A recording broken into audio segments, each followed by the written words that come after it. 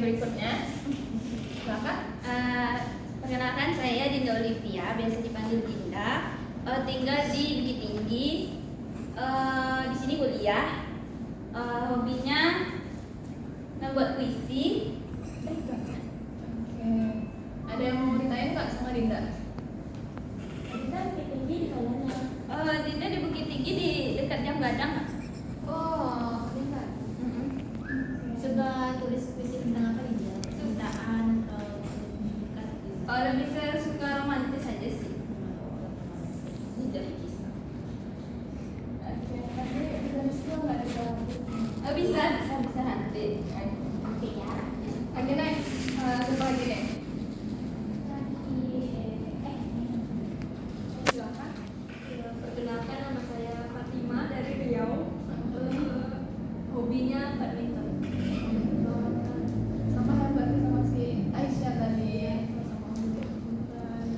Oke, ada yang mau ditanya dulu nggak? Oh iya, silakan.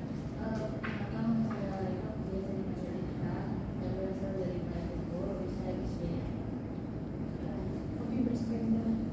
Ada yang mau ditanya nggak tentang? Enggak. Ya, cukup ya. Cukup. Terakhir. Apa? Perkenalkan, nama saya Cindy. Asal daripada hobi badminton. Sama Dengan ini ya pada ini mana sini? Di Kenji. Ini gimana? Ini kebetulan di Lubek. Ya.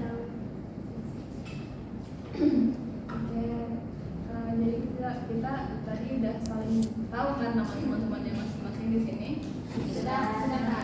Tapi biar lebih akrab lagi, saya ada permainan rangkai nama. Jadi tata cara permainannya itu nanti teman-teman menyebutkan namanya. Terus juga misal nih dari ujung dari Fitri. Nah, Fitri kan menyebutkan namanya, terus nanti Vini menyebutkan nama Fitri dan nama Vini dan juga nama Fitri. Fitri, Vini. Oh, sudah Vini. Oke, bisa. Nanti kalau dimulai dari sini nanti Fitri satu kan. Iya. Disambung sama Oke, bisa dipahami? Bisa. Nah, tapi di sini kita juga nambahin bunga kesukaan. Fitri Mawar. Nah, iya. Fitri Mawar. Nanti sama lagi. Iya. Ini Melati. Oke, bisa ya. Bisa. Kalau gitu kita mau mulai dari mana nih? Ini saya Kak. Oke, silakan. Ya pakai nyanyi kayak Fitri Mawar itu Kak enggak? Enggak susah. Iya kan nanti kita Oke. Fitri Mawar. Enggak. Fitri Mawar. Fitri Mawar, Vini Melati. Fitri Mawar, Vini Melati, Dinda Tulip. Fitri Mawar, Vini Melati, Dinda Tulip, Dina Edelwis. Fitri Mawar, Vini Melati, Dinda Tulip, Dina Edelwis, Andin, Matahari. Fitri Mawar, Vini Melati, Dinda Tulip, Dina Edelwis, Andin, Matahari, Fatima, Anggrek. Fitri Mawar, Vini Melati, Dinda Tulip, Dina Edelwis, Andin, Matahari, Fatima.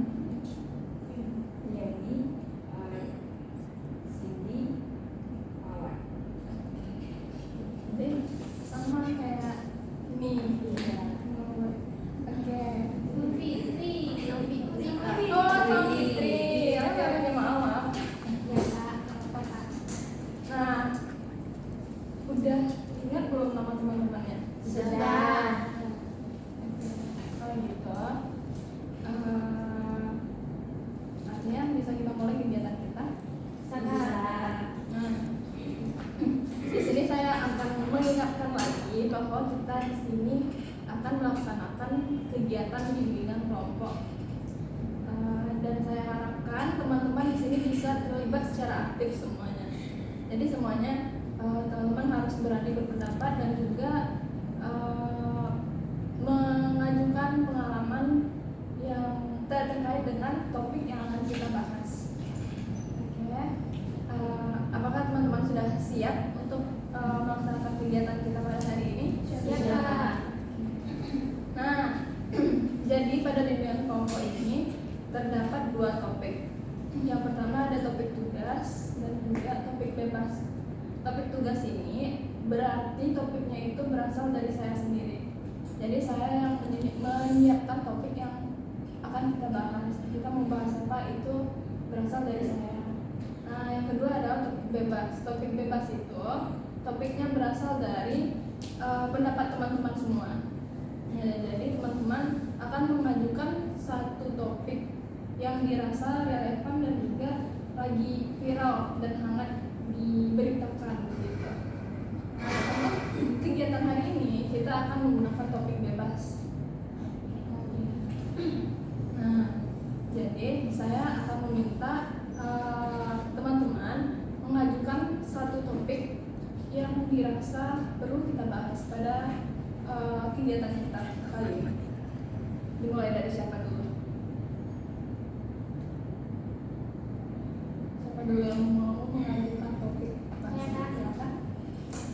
Setelah saya melihat beberapa berita yang sedang beredar sekarang, yaitu tentang kenaikan BBM, yaitu pertama Kak, bayangkan dari 12.500 jadi 17.500.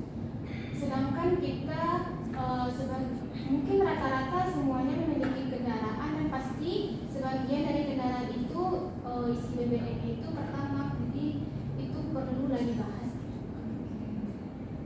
Jadi topik yang pertama adalah kenaikan harga BBM, terutama Pertama, ya. iya. Next, siapa lagi? Silakan. Mengenai MBG yang mungkin saat ini sangat marak dibahas, mungkin beberapa pihak menganggap MBG itu tidak bermanfaat, tapi ada sebagian pihak lainnya menganggap MBG itu sangat bermanfaat. Oke, isu tentang pro kontra mengenai program makan bergizi gratis. Oke, kita keep dulu. Next, silakan. Gimana waktu itu bahas tentang kekerasan seksual itu kan kemarin juga ada semacam yang kiai yang dia melecehkan dari santri keluarganya. Tentang pelecehan yang dilakukan oleh seorang pemuka agama. Iya. Next, siapa lagi? Silakan. Gimana kalau kita bahas tentang fenomena LGBT di Kota Padang? LGBT di Kota Padang itu lumayan ini ya, lumayan viral ya. Ada sempat beberapa kejadian juga belakangan. Next, berikutnya.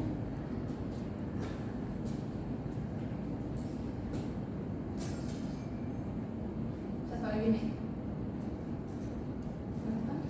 Menurut Fatima lebih sependapat dengan Ika, karena pemuka agama itu sebagai contoh, terus dia mengalami jadi menurut Fatima kayaknya lebih enak bahas tentang yang disampaikan. Next, siapa lagi yang belum mengajukan topik? Silakan.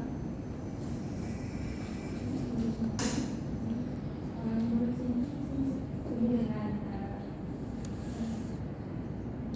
Ika untuk lebih pemahaman yang luas. Oke. Jadi kalau tadi juga setuju sama pendapat kita. Siapa lagi? Ini. Seperti ini cukup untuk mengajar topik Kak, karena lebih banyak kita setuju sama pendapat kita. Kebetulan sekarang ini memang lagi marak juga tentang pelecehan seksual, baik itu dari pemuka agama ataupun orang-orang yang rasanya mempunyai kuasa. Jadi hal itu mungkin untuk teman-teman yang lain mungkin bisa sependapat untuk topik yang diberikan sama kita. Artinya kita di sini tunggu dulu, saya akan merangkum. Kita di sini punya 3 topik, ada mengenai kenaikan harga BBM, terus juga pro kontra mengenai program makan bergizi gratis, dan yang terakhir mengenai pelecehan seksual oleh agama. Dan juga LGBT yang marah di Kota Padang belakangan ini.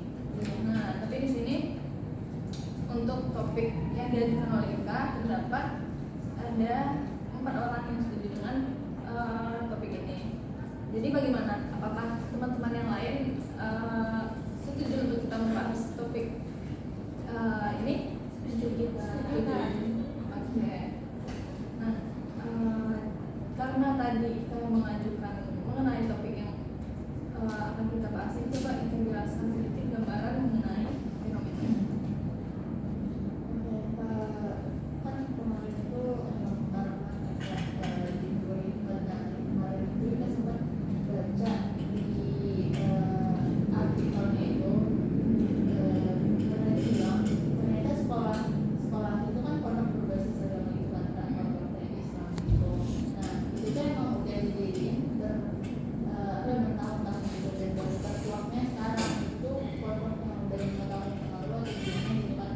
Terus si kiai ini ternyata udah lama juga kayak memanipulasi dan melecehkan banyak santrinya gitu kan. Dan nggak sedikit juga dari mereka itu yang hamil terus nanti digugurkan atau gimana gitu kan. Jadi kayak padahal ini pemuka agama loh, tapi kenapa malah kayak mengambil kesempatan di sana gitu. Jadi kita tuh jadi mikir sebenarnya agama itu buat kepuasan nafsu aja atau gimana? Gimana pendapat teman-teman? Ada silakan pendapat mengenai kasus yang diungkapkan oleh Ika.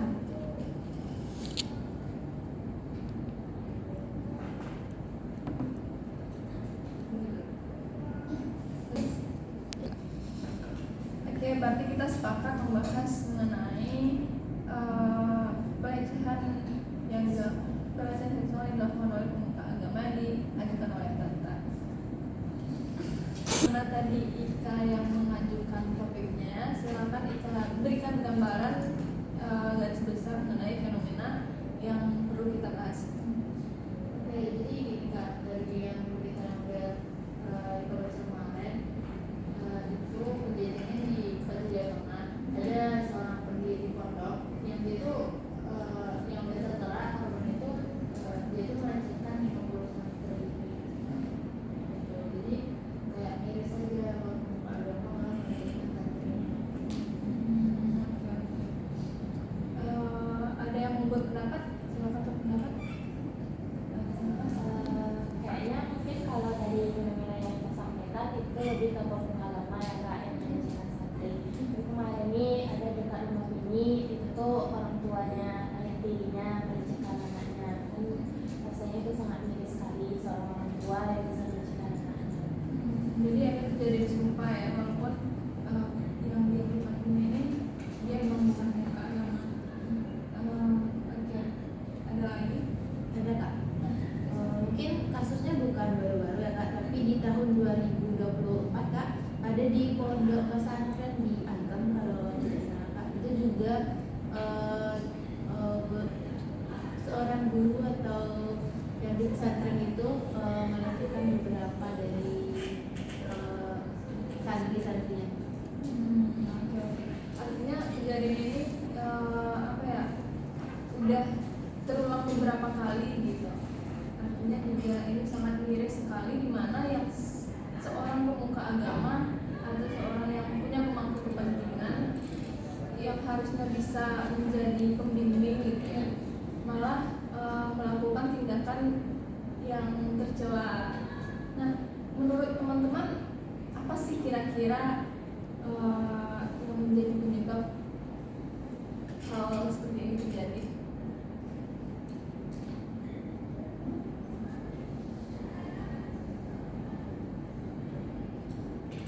Ketika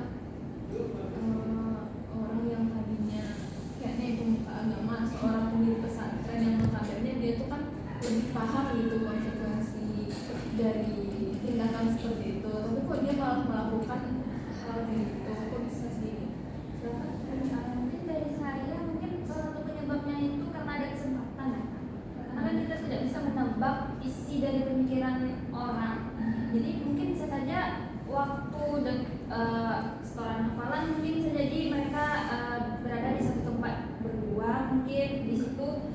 timbullah pemikiran-pemikiran yang buruk terhadap si santri ini dan memicu timbulnya tindakan yang tidak nyaman yang diberikan kepada si santri itu.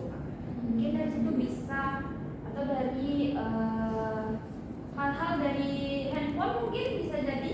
Itu kan kadang-kadang hal-hal begitu itu kan bisa lewat di timeline media sosial kita, dan di situ mungkin nafsu tadinya itu bisa menguasai si ustadz ini atau si guru ini tuh di dalam di tempat yang berdua, orang nggak lihat. Di situ ada kesempatan beliau untuk melakukan aksinya kepada santri. Oke. Berarti kalau menurut Dinda karena adanya kesempatan, apalagi kalau di pesantren kan itu cenderung kayak lebih lebih ketat gitu kalau dari dunia luar, kalau nggak kayak sekolah umum gitu. Nah, apalagi nih kira-kira yang menjadi penyebab terjadinya fenomena kayak gini? Silakan. Menurut ini ya, kalau tadi fenomena yang disampaikan kita tadi, karena kita membahas cakupannya di dalam pesantren, terutama yang disampaikan sama kakak tadi, kalau kan di pesantren itu untuk akses orang tua itu sangat terbatas karena mereka, atau bisa kita bilang isolasi lah untuk anak-anak di sana. Jadi lebih kayak itu sih, kayak doktrin dari sang pemuka agama atau guru di sana, karena mereka mempercayai bahwasannya guru di sana tuh pengganti orang tua segala macam. Apa yang disampaikan oleh ustadz yang di sana tuh menjadi sebuah kayak kepercayaan mereka. Oh kayak gini, misalkan ustadznya mengatakan kalau kalian bersikap seperti ini kepada ustadz nanti begini nih hidayah dan segala macam. Lebih kayak gimana mereka ustadz itu mendoktrin santrinya agar bisa mempercayai apa yang disampaikan oleh ustadznya. Oke, benar sekali apa yang disampaikan Tini. Emang kalau di pesantren kan itu cenderung lebih terisolasi ya gitu dari dunia luar. Terus juga sebenarnya hal kayak mereka menggunakan agama yang padahal sebenarnya itu di agama manapun nggak ada yang membenarkan tindakan seperti pelecehan seksual, tapi beberapa kali kita temukan malah itu digunakan sebagai cara mendekati atau melakukan perbuatan yang demikian. Ya, oke. Ada lagi, silakan. Kira-kira apa lagi nih penyebabnya? Silakan.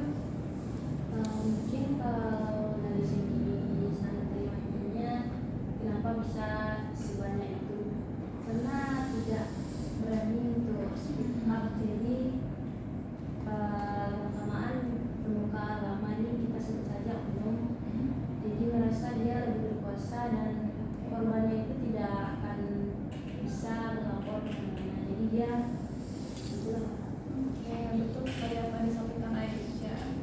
Emang itu disebut juga dengan victim blaming, di mana korbannya itu karena mereka nggak punya kuasa, jadi mereka takut disalahkan. Akhirnya mereka dorong untuk nggak melaporkan diri. Ada lagi? Oke, cukup. Nah, kira-kira apa sih dampak dari tindakan seperti ini? Kita udah tahu nih tadi. Silakan. Ke korban. Iya. Si korban itu pasti akan dapat tekanan mental juga, terus dia akan mengalami trauma yang mungkin itu akan berat juga ke masa depannya. Dia akan ada ketakutan terhadap mungkin di dalam pernikahan atau di mana. Ya, tentunya juga kejadian ini bakal mengakibatkan trauma berkepanjangan pada korban. Selain itu apa lagi? Silakan. Kalau menurut ini bisa menimbulkan rasa kurang percaya diri kak, karena yang disampaikan Ika tadi, kalau mereka kayak merasa karena sudah dilecehkan tersebut merasa berbeda dengan teman-teman yang nantinya tidak dilecehkan, atau teman-teman yang rasanya normal kehidupannya, rasa kurang percaya diri tampil dengan teman, malu karena hal tersebut terjadi di dia. Oke, muncul rasa malu karena mendapatkan perlakuan yang seperti itu ya. Nah, lagi kira-kira? Ayo. Silakan. Itu yang saya katakan tadi, terutama dampak itu pasti pada korbannya, dan juga pandangan masyarakat atau khalayak umum terhadap pesantren atau sekolah-sekolah agama itu menjadi dicap buruk, karena terlepas dari seharusnya itu kelakuan seseorang, tetapi direalisasikan pada semua pondok pesantren. Jadi orang jadi nggak percaya sama seorang orang tua, nggak percaya memasukkan anaknya ke pondok pesantren, padahal kan ada juga pondok pesantren yang memang baik gitu dalam menyikapinya. Oke.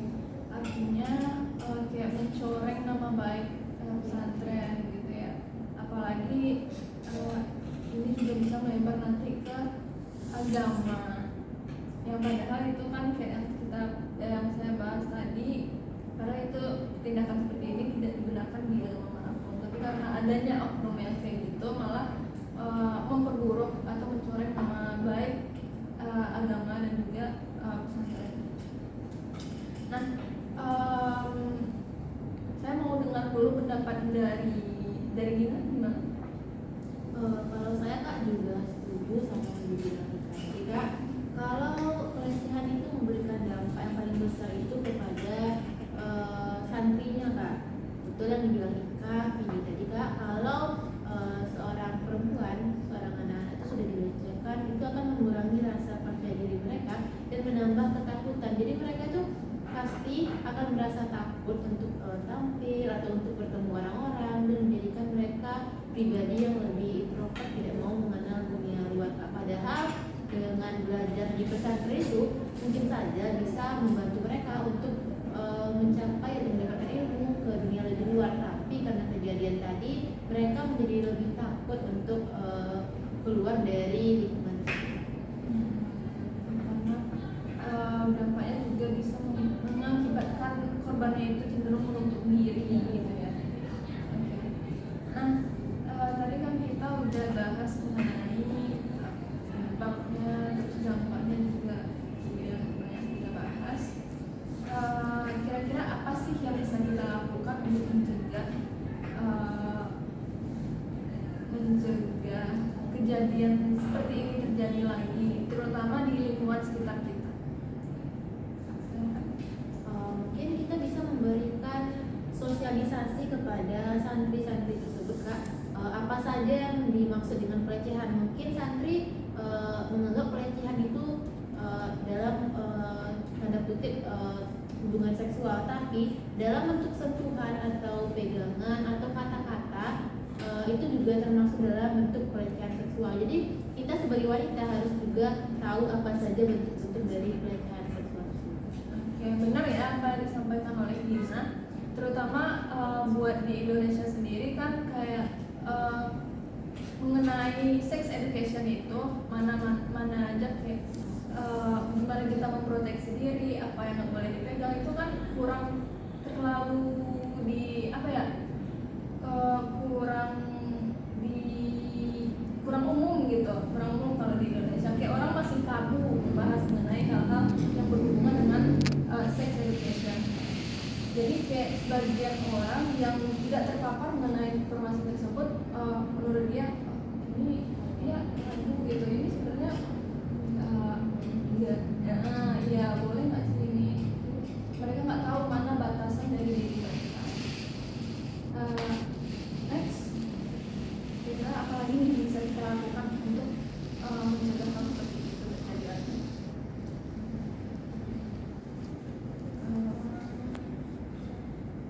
Silakan. Dan bisa kayak mawas diri, tahu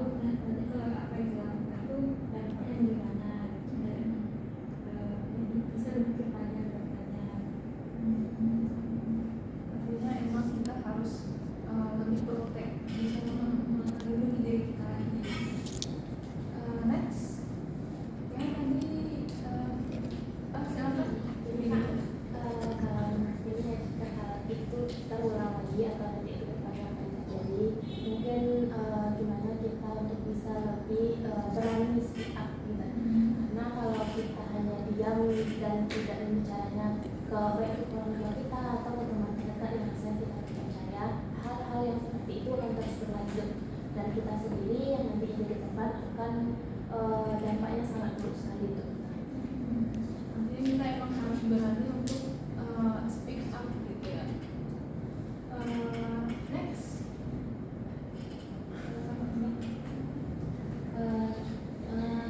Harus bisa menjaga diri kita, menjauhi lingkungan-lingkungan yang kemungkinan akan membawa kita lebih dekat ke hal-hal yang seperti itu, seperti pacaran atau keluar-keluar malam, terutama untuk kita perempuan yang lebih berisiko menjadi korban pelecehan seperti itu. Dan juga kalau memungkinkan memang bagus kita perempuan itu belajar setidaknya ilmu diri itu sih Kak. Berarti menurut Aisyah kayak kita lakukan itu dengan memproteksi diri dengan setidaknya kita bisa bela diri gitu ya, bisa melawan lah. Terus juga oh iya, memperhatikan lingkungan pertemanan kita. Kayaknya jadi belum banyak ngomong, silakan. Kalau menurut Fikri Kak lebih setuju ke pendapat Fikri tadi itu, di mana seperti itu dia harus berani speak up Kak. Dengan jumlahnya tadi sudah sampai 50 orang itu kan membuktikan bahwa mereka tuh tidak berani untuk speak up, padahal mereka yang menjadi korban dari pelecehan itu sendiri, jadi dia harus speak up. Oke, berarti emang kita harus berani untuk angkat bicara gitu, menyuarakan apa yang terjadi. Oke. Nah,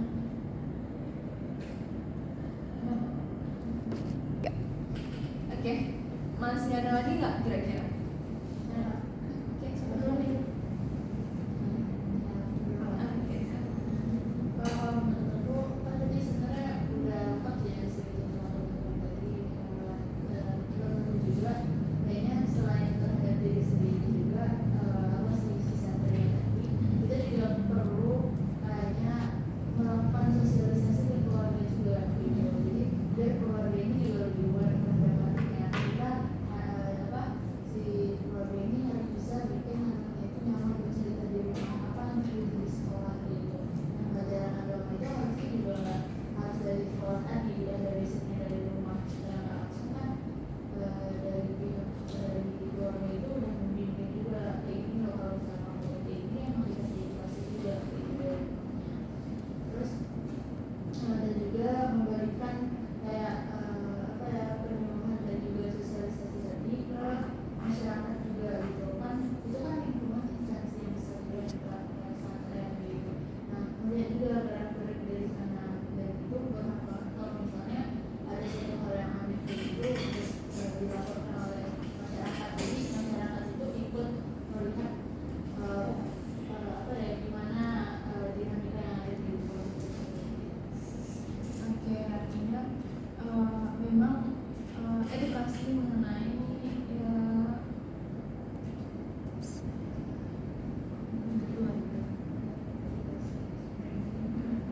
Oke, artinya edukasi dini di lingkungan keluarga dan juga masyarakat itu sangat penting gitu ya. Jadi itu akan membuat masyarakat dan juga keluarga lebih aware. Nah, misalnya kayak ada edukasi itu, masyarakat atau keluarga bisa langsung bertindak tegas untuk mencegah kejadian tersebut terjadi. Ada lagi nggak? Ada Kak. Silakan. Tadi sependapat dengan kakak, kalau keluarga itu juga harus bisa, untuk orang tuanya Kak harus bisa melihat latar belakang pesantren atau sekolah untuk anak-anaknya. Jadi bisa jadi seorang kiai atau ustadz tadi itu sudah dipindahkan ke sekolah lain Kak, atau ke pesantren yang di pelosok. Jadi orang tua itu juga harus memantau apakah ustadz atau pesantren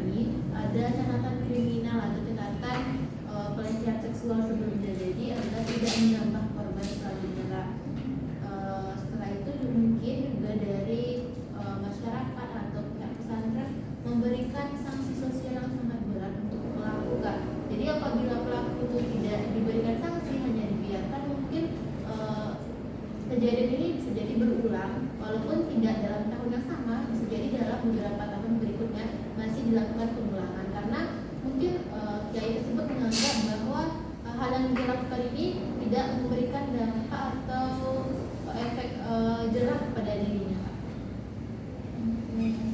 Artinya memang dari pihak keluarga atau orang tua juga perlu meng-cross check gimana sih latar belakang dari tempat anaknya bersekolah atau tempat anaknya sekolah. Bisa perlunya sanksi yang berat yang diberikan kepada pelaku dari pelecehan seksual tersebut. Nah, masih ada nggak yang ingin berpendapat? Oke, saya cukup ya.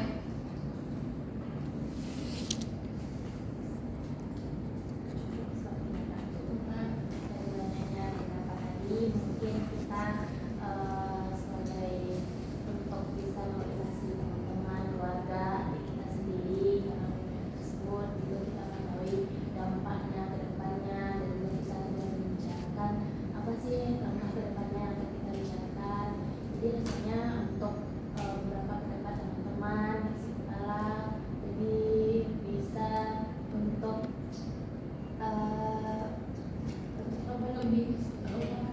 lebih awal, lebih waspada. Benar ya, apa yang disampaikan Vini tadi. Sebenarnya ada begitu banyak cara, walaupun di lapangannya kita belum tentu juga bisa benar-benar melakukan itu jika ada terjadi. Tapi untuk mencegahnya, kayak yang udah teman-teman sampaikan tadi, kita bisa ya memperhatikan lingkungan kita berteman, terus juga cross check tempat pesantrennya, memberikan sanksi atau hukuman yang berat dan lain-lain. Oke, sepertinya ya ini suasananya rada boring gitu ya. Jadi gimana kalau kita ice breaking dulu? Nah, jadi ice breaking itu nanti tepuk 1, 2 down gitu. Nah, jadi nanti yang pas angka ganjil diganti sama tepuk tangan. 1, 2. Kakak gimana? Lipatan 3 bukan ganjil, lipatan 3. Oke, mulai dari mana nih? Dari kanan dulu lah. Oke, boleh. Silakan. 1, 2, 5, 7, 8. Oke.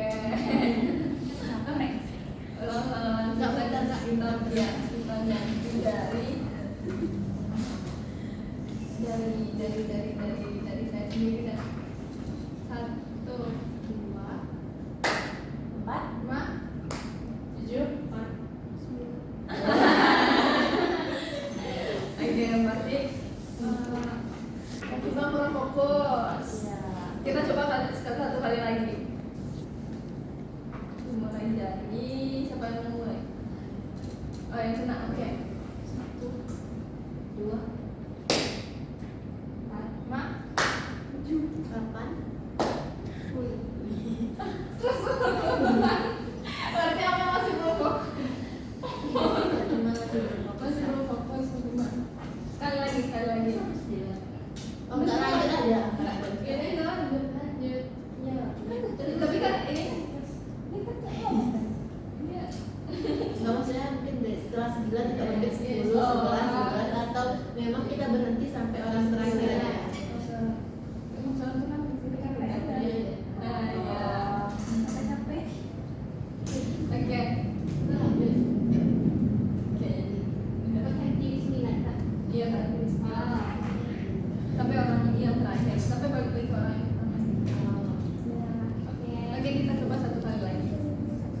Mulai dari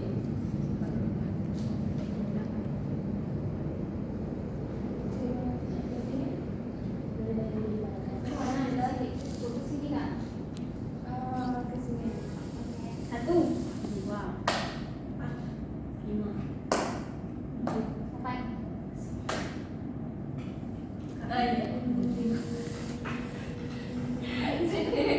Kak Cindy udah fokus, pindah ke Kak Cindy.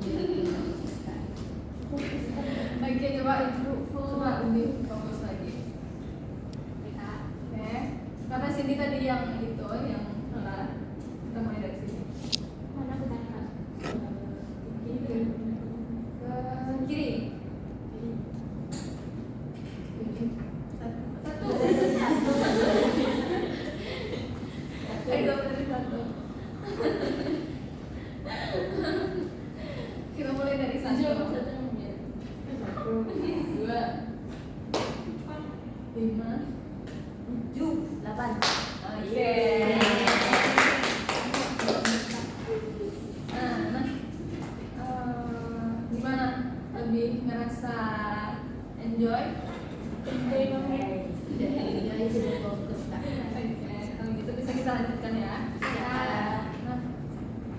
Nah, sepertinya kita udah berada di penghujung kegiatan. Tadi kan kita udah bahas mengenai fenomenanya, terus penyebabnya dan sebagainya, dan juga cara pencegahan yang bisa kita lakukan. Nah, di sini saya ingin meminta teman-teman semua berkomitmen mengenai topik bahasan kita tadi. Jadi nanti secara bergantian coba ajukan, sampaikan apa komitmennya. Dimulai dari siapa dulu? Sama Kak. Kalau tentang topik yang tadi kan, saya berkomitmen, saya akan lebih berani untuk speak up atau berani mengungkapkan kalau saya mengalami pelecehan seksual dari orang-orang sekitar atau lingkungan saya. Saya berkomitmen, saya akan lebih giat dan juga aware untuk hal-hal yang tidak sepantasnya terjadi di lingkungan saya. Berikutnya. Mungkin saya berkomitmen untuk lebih menjaga diri, terus lebih pandai-pandai memilih teman.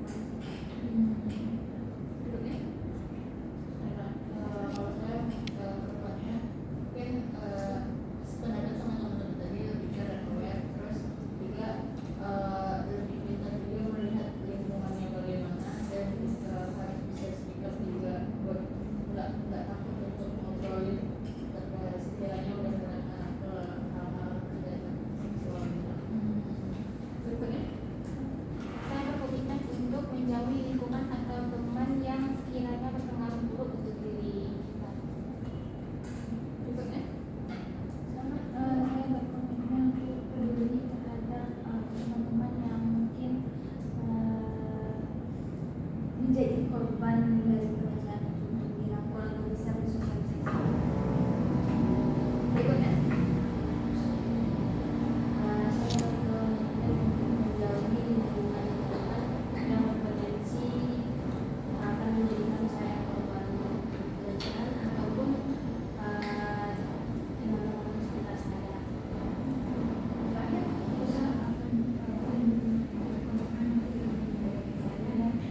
Mana bisa tidak sesuai dengan yang bagi saya tidak baik. Oke. Nah, kita semua berkomitmen. Saya harapkan itu benar-benar bisa diterapkan di kehidupan nyata, tidak hanya sebatas ucapan saja. Nah, dari banyak hal yang sudah kita bahas tadi, saya mau meminta teman salah satu untuk menyampaikan kesimpulan dari topik bahasan kita hari ini. Silakan. Siapa yang bisa menyimpulkan?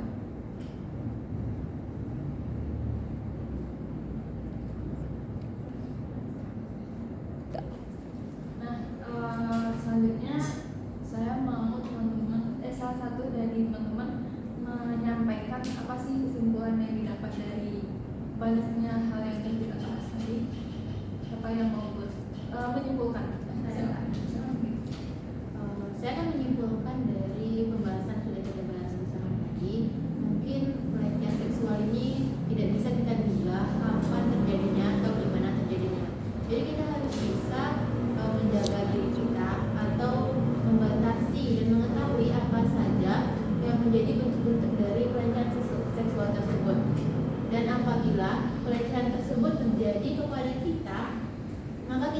berani untuk menyuarakan kepada orang kalau kita sedang dilecehkan, dan tidak takut karena pelaku pelecehan tersebut adalah orang yang berkuasa. Selain itu, apabila terjadi kepada teman-teman kita juga harus peduli dan membantu mereka keluar dari lingkungan tersebut, karena mungkin saja teman-teman kita tadi takut untuk menyuarakan karena tertekan atau karena malu. Jadi kita sebagai teman harus bisa membantu, dan untuk keluarga kita sebagai keluarga harus bisa memberikan sosialisasi atau edukasi kepada keluarga kita, bagaimana sih bentuk-bentuk pelecehan, apa sih yang harus kita lakukan apabila kita dilecehkan, dan kita juga harus pandai memilih lingkungan dan tempat bersekolah untuk menghindari kelakuan pelecehan tersebut. Mungkin itu kesimpulan dari saya, Kak. Oke, bagus sekali. Makasih ya Gina. Ya. Nah, emang seperti yang udah disebutkan Gina tadi, banyak sekali dampak buruk dari kejadian ini. Jadi dari sudut pandang kita harus lebih peduli juga terhadap lingkungan agar kejadian seperti ini tidak terulang lagi ke depan. Nah, saya harap dari topik bahasan kita tadi teman-teman bisa memperoleh wawasan baru, sehingga bisa lebih peduli gitu ya, agar hal seperti ini tidak terjadi lagi ke depannya. Nah, saya ingin dengar nih gimana sih kesan dan pesan teman-teman mengenai kegiatan kita hari ini. Oke, silakan. Kalau kita bisa banget ya Kak untuk pembahasan kita ini, dapat jadi sadar ternyata ada banyak yang perlu kita ingetin. Harusnya yang awalnya pun kita cuek aja, ternyata itu perlu kita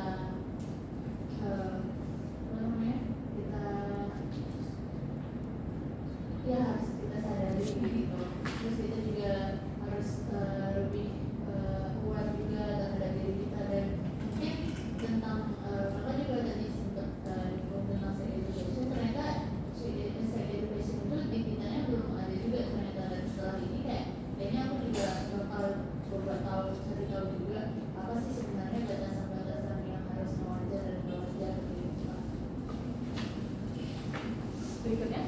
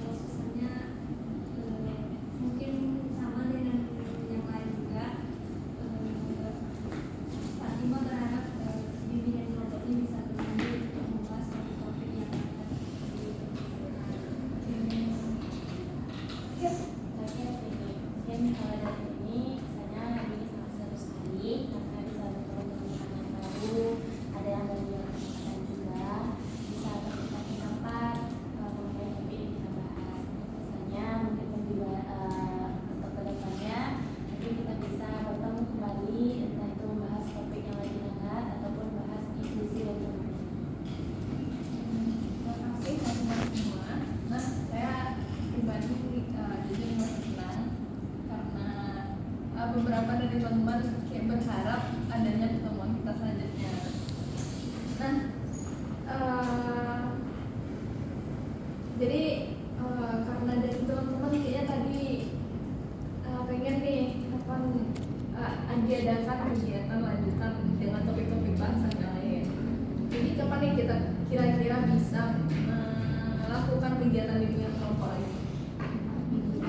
Minggu depan juga Minggu depan di waktu yang sama, waktu yang sama di jam yang sama. Oke. Berarti sepakat ya semuanya? Sepakat. Nah, sepertinya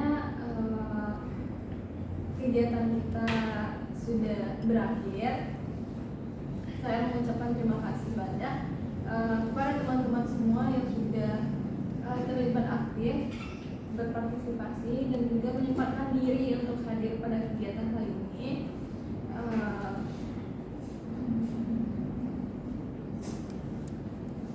Semoga apa yang kita bahas pada kegiatan kali ini bermanfaat dalam kehidupan nyata.